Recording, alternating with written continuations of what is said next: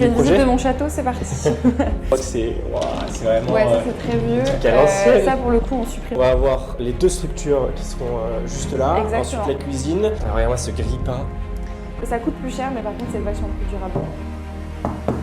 Ah ouais, c'est impressionnant. Et en fait celle-ci c'est pas un verre Security et qu'on pose sur des pieds marque française qui s'appelle Gantoin, c'est toutes les puces, c'est les antiquaires, c'est des choses comme ça. T'as raison, c'est vrai. Donc on a envie de mettre aussi du parquet. Ce bleu là, il est où? On l'aura sur les deux verrières ici et ici. Okay. On va le faire remonter.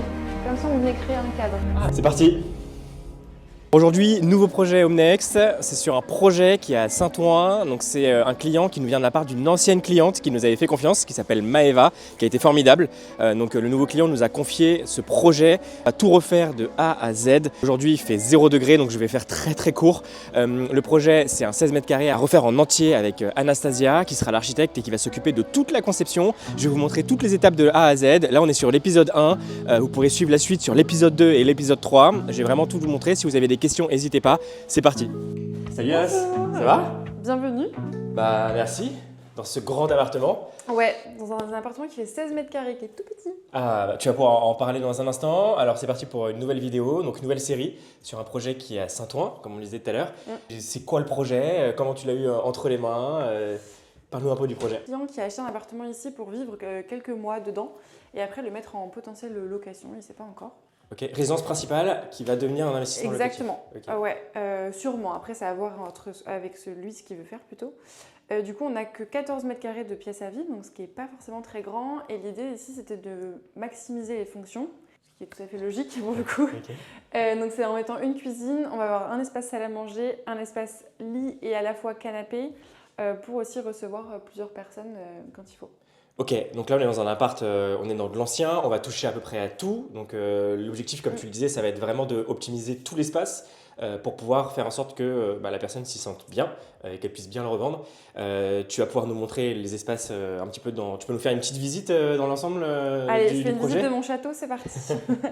Donc sur cette partie-ci, on a la cuisine qui va complètement être déposée.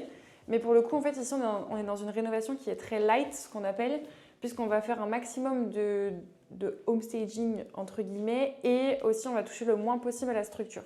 Donc en fait juste la cuisine part pour la retransformer mais par contre on ne bouge pas spécialement les espaces. Pardon. Okay. Donc c'est-à-dire juste mon évier sera légèrement décalé parce qu'on optimise les fonctions mais c'est tout. Ensuite la salle de bain on n'y touche pas pour le coup parce que le client ne souhaitait pas y toucher mais je vous expliquerai après comment justement quand on a ce type de projet comment juste leur donner une petite touche un peu déco pour l'accompagner dans une autre vie. Ok. Ici, on aura plutôt un coin dressing avec un petit coin salle à manger tout mimi. On aura ici plutôt l'espace salon et aussi qui va servir aussi pour dormir. Canapé lit. Canapé lit, ouais, tout à fait, parce qu'on n'a pas trop le choix au vu de l'espace. Ok. Et comme vous voyez, en fait, l'appartement, il est tout en longueur. Et c'est vrai que ça, c'est une problématique qu'on a souvent, en fait, où les gens ne savent pas comment aménager et ça peut aussi rebuter facilement un client quand il achète aussi un appartement. Et c'est pour ça qu'aussi on prend une architecte pour le coup. Okay. Est-ce qu'il y a des choses à faire? C'est quoi les premières choses à faire quand on visite un appartement qui est justement tout en longueur par rapport à un appartement carré? Est-ce qu'il y a des choses à regarder, à checker? Par exemple, je sais pas, quand c'est en longueur, forcément peut-être la salle de bain est un peu au bout. Il faut regarder les cloisons, essayer de tout toucher direct. Là, la première problématique qu'on a eue, c'est de se dire, ok, quelle est la largeur de l'appartement pour voir si justement on ne peut pas, au lieu de travailler tout en longueur, travailler dans un autre sens, c'est-à-dire donc de tout transformer. Et on a eu de la chance parce qu'ici, ça fait 2,21 m de largeur, ce qui est peu, mais ce qui laisse potentiellement de la place pour faire par exemple 1,80 m d'aménagement et d'avoir 60 de passage. Si mes calculs sont bons, peut-être que je raconte des conneries. Et donc du coup, là, c'est pour ça, moi, ça a été mon principal objectif, c'est de casser toute cette longueur parce que moi, je trouve ça atroce. Et surtout que tu as vite fait le fait de mettre juste la cuisine là, salle à manger, ton canapé et que du coup, tu n'es pas une espèce d'harmonie en fait. Et tu vois, donc dans le projet, l'idée c'est de mettre en fait 2 structures en BA13 qui servent en fait de support pour mettre des claustras. Et donc ça va venir vraiment casser du coup cet effet de longueur. Et en plus de ça, ensuite on joue sur la couleur, c'est-à-dire qu'en fonction des points de vue dans lesquels je vais me situer dans l'appartement, il y aura toujours de la couleur à un endroit. Donc c'est-à-dire qu'on l'a proche de la fenêtre, on l'a au milieu des verrières et on l'a aussi côté cuisine. Parce qu'en fait, peu importe la façon dont je vais me tourner dans l'espace, j'aurai toujours un point de vue intéressant. D'accord. Et du coup, tu vas avoir deux petites verrières aussi, c'est ce que je vois? Exactement. En fait, il y a deux claustrats de chaque côté. Donc, c'est des astuces qui sont très très simples puisque c'est vraiment juste une demi-cloison qui est construite. Et ensuite, on a juste des tasseaux de bois qui sont peints. Et du coup, ça donne tout un effet aussi esthétique et architectural à la pièce. Ok, donc on va avoir les deux structures qui seront juste là, ensuite Exactement. la cuisine, et à droite, tu auras une petite table pour pouvoir Et à manger. droite, voilà, l'idée c'est qu'en fait le client a voulu en fait mettre un plan de travail en quartz pour une D'accord. meilleure durabilité. Ok. Donc c'est des plans de travail qui sont assez onéreux hein, pour le coup, mais par contre qui vont durer 20 ans, 30 ans sans problème. T'en penses quoi, toi, justement, du plan Est-ce qu'il y a un plan de travail idéal Moi je à recommande prendre ça à tout le monde. Tu recommandes du Ouais. quartz pour tout le monde? Ça coûte plus cher, mais par contre c'est vachement plus durable. Et en fait on peut poser une casserole chaude, on peut poser du froid, on peut découper à même la pierre. En fait c'est de la pierre donc c'est assez résistant. Alors qu'un plan de travail en stratifié, donc c'est un peu ce qu'on a là, c'est du plastique hein, très clairement. Ça vous posez une casserole chaude dessus, ça fond. Directement. Donc, Ok. quand on veut mettre aussi en location, ça peut être des fois des bonnes idées à faire. Et donc l'idée c'est d'avoir en fait, comme on a la cuisine de ce côté-là, on va avoir un pendant du coup de la salle à manger. Donc en fait c'est un morceau du plan de travail qu'on fait découper avec des arrondis et qu'on pose sur des pieds d'une marque française qui s'appelle Tipto pour avoir ce côté aussi un peu plus design que le client aime bien pour venir faire ces petits espaces salle à manger. Ah, c'est génial. Et ouais, Tu vas réexploiter des bouts de Exactement. plan de travail. Et Ok. si je vous montre tac tac tac ce que ça va donner, on va dire, Ah, où le papier peint? il sera juste ici. Juste là? Ok, juste à Ouais, côté. donc en fait ici je vais avoir un LED de papier peint Ok, avec ma table qui sort comme ça et je vais avoir juste un luminaire, tac. ok. Donc ça fait ce petit coin un peu plus cocooning. Putain, pas mal. Voilà. Ça va être sympa. Et sur l'isolation, est-ce que tu vas toucher à certaines choses, etc. Alors dans l'appartement on touche pas à l'isolation parce qu'il est plutôt bien conçu, hormis la fenêtre, parce que comme vous voyez ici, donc ça se voit pas très bien à l'œil nu, mais en fait déjà on a de la condensation, premièrement, donc ça veut dire qu'il y a un pont thermique quelque part, c'est-à-dire qu'il y a un morceau qui est mal isolé à un endroit, et en fait si je viens taper sur le vitrage, Ah c'est ouais, pas c'est du tout le même impressionnant. son. Et en fait celle-ci, c'est pas un verre sécurité, c'est du double vitrage de chaque côté, mais celle-ci est non sécuritaire et celle-ci est liée. Ok, c'est quoi la différence entre du Securite, du double, du triple Alors vitrage? le double vitrage, en fait on va regarder par rapport à ce détail-là, où en fait j'ai une partie en métal à l'intérieur qui permet de faire un vide d'air entre deux feuilles de verre. Et la deux feuilles de verre, c'est un double vitrage. Quand on a trois, c'est triple vitrage, etc. Et en fait, la partie sécurité, c'est qu'ici, j'ai du verre qui est quand même feuilleté à l'intérieur. Donc, c'est-à-dire que si je le casse, il ne va pas se briser non plus en 1000 morceaux. Ok. Et le sécurité, il est vachement plus renforcé. En fait, cette feuille est beaucoup plus présente à Donc l'intérieur. le bruit soit beaucoup plus atténué, ça sonne un Exactement. peu moins creux. Et des fois, souvent, il y a plus de densité d'air aussi. Ça dépend. Mais souvent, c'est ça. Ok, ça coûte cher de faire passer une fenêtre en Securite. Justement, là, c'est un peu technique parce que, en fait, comme la fenêtre est en très bon état, on ne va pas tout changer. Ok. Donc, je vais faire appel à un miroitier pour voir si c'est possible de changer juste ce carreau par rapport à celui-ci. Forcément. Donc, on verra. Pour pas tout changer d'un Pour seul l'instant, coup. j'ai pas le devis final, donc on verra. Ce sera un peu la surprise du chef, comme on dit. Ok, super. Et tu vas faire comment pour les rideaux, etc. Parce que là, on voit que c'est vraiment. Ouais, ça c'est très vieux. truc à l'ancienne. Ça, pour le coup, on supprime complètement. Ah bah heureusement. Ici, on va supprimer le rail parce qu'en fait, là, je vais avoir un petit muret en fait, qui va me permettre de nous asseoir dessus et créer une bibliothèque. Sympa, ça c'est cool aussi. Une Ouais. bibliothèque? Oui, une mini-bibliothèque. On est vraiment, on optimise au max les espaces. Ok. Et en fait, on conserve juste la tringle. Et ensuite, avec le client, on va choisir des rideaux thermiques et acoustiques qui vont lui permettre du coup de dormir tranquillement. Tranquillement, sachant que c'est au rez-de-chaussée. Exactement. etc. Et s'il faut, on mettra des stores derrière, enfin, à voir. Ok, et les radiateurs, putain, regarde-moi ce gris peint.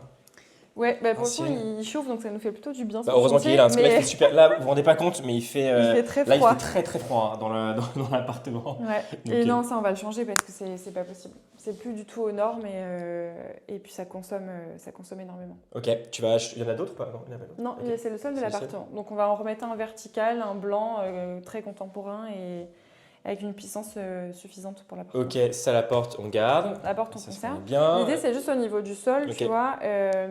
Le carrelage est très très moche. Pour le coup, c'est un carrelage qui est très moche. Pour moi, à mon sens, personnellement, Ok. mais qui peut convenir aussi à d'autres personnes. Ouais. Et ici, en fait, ça donne un univers très froid et très glacial à l'appartement. Et l'idée, c'est de venir apporter du charme et de le réchauffer aussi. Ok. Parce que si vous voyez, quand on voit aussi l'extérieur, ça fait un peu un esprit loft. Ouais. Et là, je trouve qu'on ne l'a pas du tout.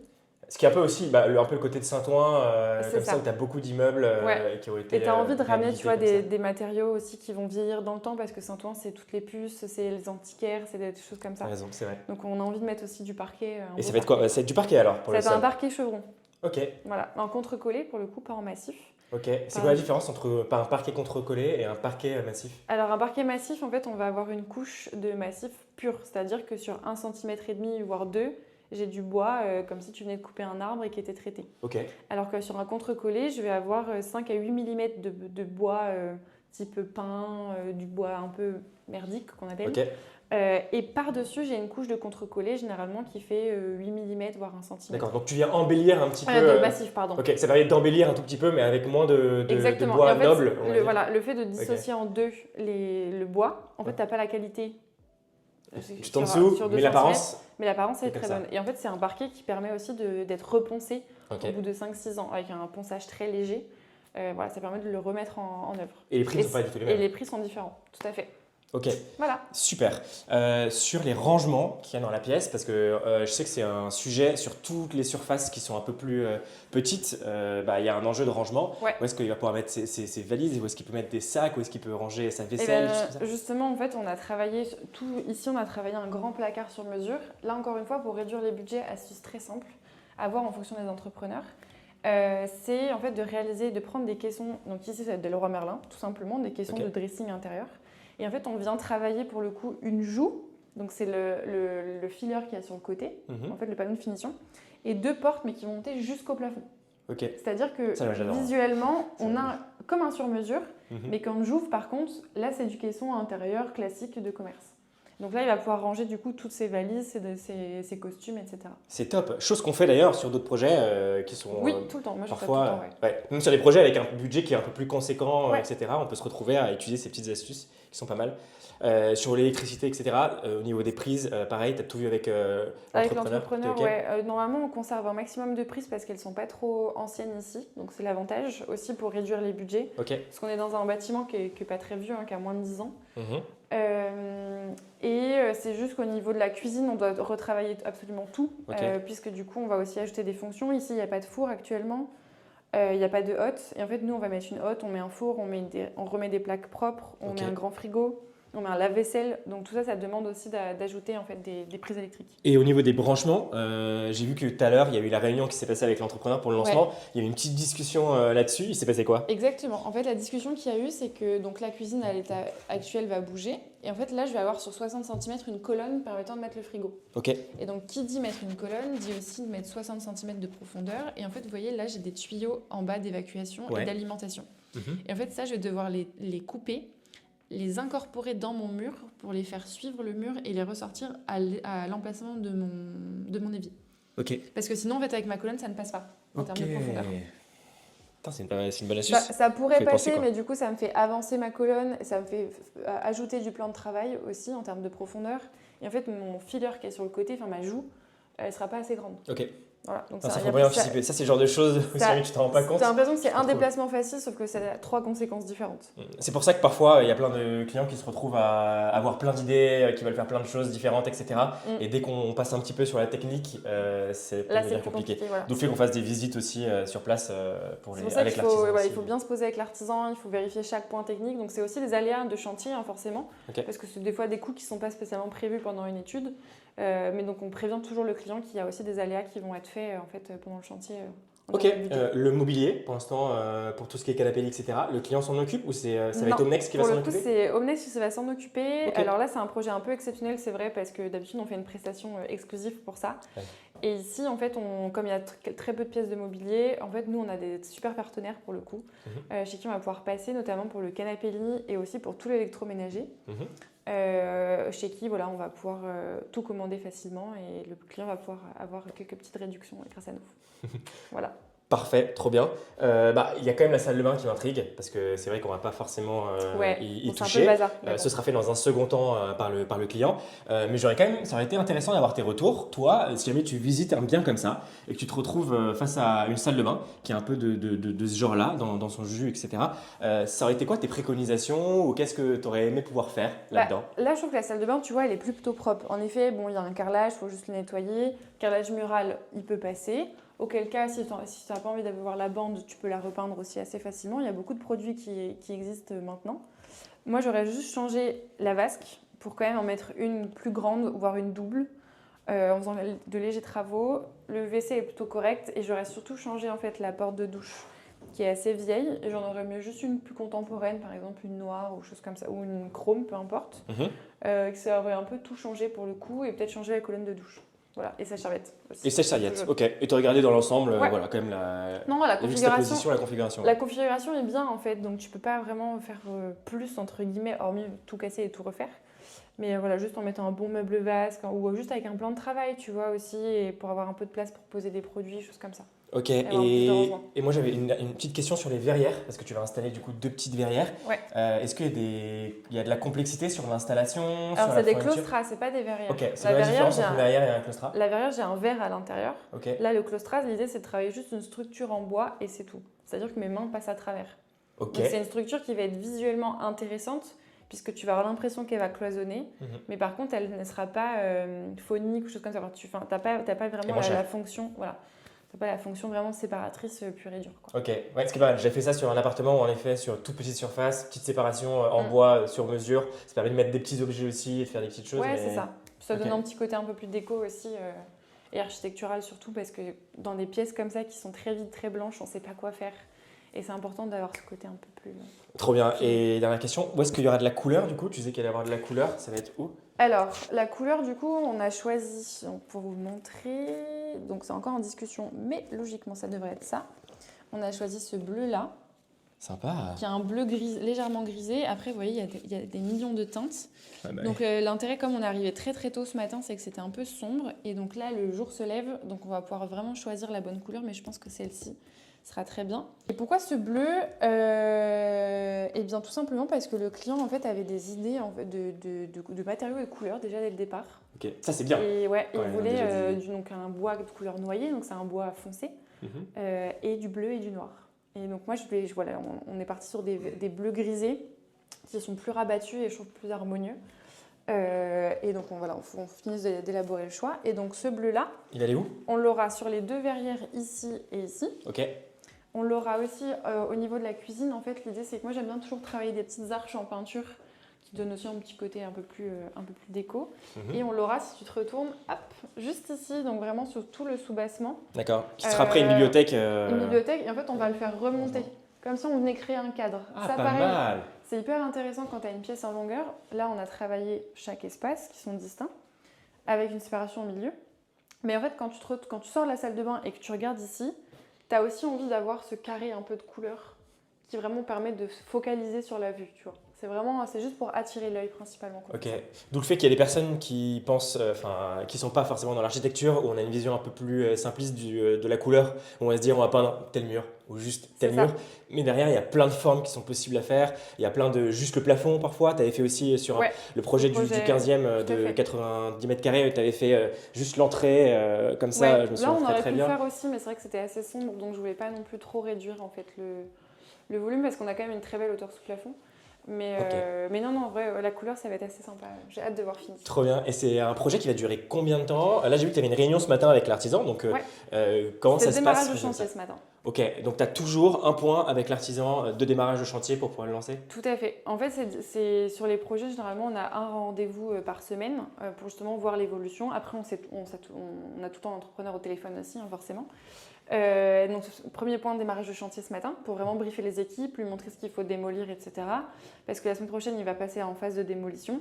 Et moi, je vais revenir après, au moment où il va passer justement les réseaux, enfin vraiment tout modifier pour être sûr que tout aille bien, que tous mes calculs soient bons et que s'il y a des reprises de plans à faire, on puisse les refaire. Ok, sans que le client soit là en plus. C'est-à-dire que le client n'a même pas besoin d'être là, c'est toi qui gères tout. Il gère tout. Après, il y a des clients qui souhaitent pour le coup être là pendant les réunions. Ce qui est compréhensible, c'est intéressant en plus. Tout à fait. Et moi, j'aime bien aussi parce que des fois, j'ai beaucoup de points techniques à valider. Et donc, j'aime bien les voir parce que déjà, ils sont inclus au projet, donc ils voient aussi ce que c'est la rénovation. Et ils comprennent beaucoup mieux les points techniques quand ils sont présents. Donc ça, franchement, on s'adapte au client et à sa volonté. Et il faut gérer aussi des micro-débats sur combien de prises. L'artisan qui dit ah non, il faut un peu moins de prises. J'ai eu ça, toi qui peux dire ah bah non, moi j'ai demandé à avoir ces prises-là, on a vu avec le client. Donc toi le but c'est de dire que il faut que le plan soit bien appliqué à la lettre et que ça tienne parfaitement. Oui, surtout que moi j'ai chiffré le nombre de prises qu'il faut, donc je veux mes prises. Tu m'étonnes. Ouais, c'est normal. Et c'est un projet qui va durer combien de temps alors? Normalement un mois et demi max. Parfait. C'est un tout petit projet, donc c'est très rapide. Donc on va pouvoir sortir une vidéo assez rapidement aussi sur l'avancée. Tout à fait. La prochaine étape, ça va être quoi? Ça va être quoi la prochaine étape là? Prochaine étape, c'est la réunion à la fin de démolition.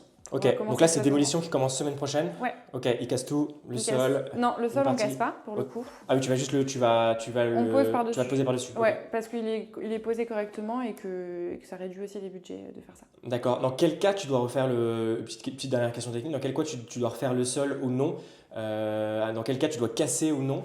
En fait, souvent on casse le sol quand on est dans des appartements beaucoup plus vieux aussi que ça, quand les chapes sont pas droites. Okay. Donc souvent, là, par exemple, tout à l'heure, il a vérifié si le sol était droit. Donc on fait ce qu'on appelle un ragréage pour pouvoir équilibrer. C'est quoi une chape? Alors une chape, c'est du béton. Donc par exemple, dans les appartements soignés, c'est du béton allégé, donc avec un mélange de polystyrène dedans pour que ce soit plus léger pour le coup. Et en fait, c'est une chape qui est mise sur 2-3 mm, donc c'est vraiment du béton qui est coulé, de sorte à ce qu'après on puisse poser du carrelage. Donc c'est quelque chose de très dur. Ok. Sinon, il y a la deuxième chose, ça s'appelle le ragréage autolissant, qui est en fait un mélange pareil de béton, mais qui va s'appliquer sur 0,5-0,8 mm. Donc en fait, quand tu as justement une chape qui n'est pas droite, là si j'avais cassé mon carrelage, en dessous il y aurait eu plein de détritus, etc. Tu vois, ça aurait été un peu, voilà, enfin pas vraiment nivelé. Et donc on aurait coulé justement ce ragréage autolissant qui aurait repris le niveau, entre guillemets, zéro de l'appartement pour reposer après un revêtement propre. D'accord, que ce soit propre, que ce soit équilibré et que tu puisses tout poser. Donc tant mieux de pouvoir poser par-dessus parce que c'est aussi et là c'est bien posé, on voit qu'aussi dans les joints il n'y a pas de craquelure, que le sol n'est pas cassé. Donc ça veut dire que aussi on est dans une... C'est assez sain en fait le dessous. Et surtout qu'on est au rez-de-chaussée. Donc généralement c'est plus facile de faire ça au rez-de-chaussée que dans les étages. Parce que dans les étages le bâtiment travaille, et forcément les sols travaillent aussi. D'accord. Et pas de problème d'isolation qui peut arriver en général avec les rez-de-chaussée, ce problème d'isolation avec les caves, les remontées capillaires? Ok. D'accord. Et ça peut arriver aussi qu'il y ait des personnes qui aient juste un carreau cassé ou quoi que ce soit. En général, ça peut se reprendre aussi ou on conseille de… Non, quand il y a un carreau cassé, parce que souvent la référence du carrelage utilisé, elle est très très vieille. On ne retrouvera jamais le même bain, c'est ce qu'on appelle, on appelle ça un bain. Parce que chaque carreau a une couleur particulière et ça diffère toujours. Et donc non, on casse tout, on fait tout. Ça m'est arrivé sur un appart que j'avais, j'ai posé un parquet et je me suis retrouvé à pas retrouver le même, il était en rupture, impossible de l'avoir. C'est vrai. Et du coup j'ai dû mettre une autre couleur, donc ça fait un tout petit peu une entrée avec une couleur un peu différente. Pas le choix, mais je pouvais pas refaire tout l'appartement, donc ça c'est une vraie problématique. Mais bon. Mais tu vois, souvent dans les entrées comme ça, tu aurais pu justement démarquer l'entrée en faisant un petit carrelage par exemple. Tu as raison. Et du coup, tu travailles un petit tapis d'entrée. Enfin, il y a plein de J'aurais dû t'avoir sous mon aile à ce moment-là, mais c'est vrai. Tu as raison. Bon, en tout cas, super. Bah écoute, j'ai trop hâte de voir la prochaine vidéo où à ce moment-là, on va pouvoir montrer un petit peu la partie démolition, ce qu'on va pouvoir faire, on va pouvoir montrer ce qu'il y a derrière, en dessous. Donc ça va être très intéressant. Encore une fois, merci pour tous vos commentaires sur toutes les vidéos de terrain. On va essayer de lancer plus de séries comme celle-ci, qui sont des formats un petit peu plus longs, mais qui vont essayer de vous donner plein de valeur ajoutée. C'est grâce aussi à Anastasia et à tous les architectes qui sont avec nous, avec Homenext, qui donnent plein de valeur ajoutée et qui nous partagent leurs connaissances. N'hésitez pas à vous abonner, ça nous donne vraiment de la force, c'est gratuit, ça vous coûte rien, mis à part du temps et juste le fait d'appuyer sur votre souris. Et on vous retrouve pour la prochaine vidéo de ce projet qui va arriver très prochainement. À bientôt. À très vite.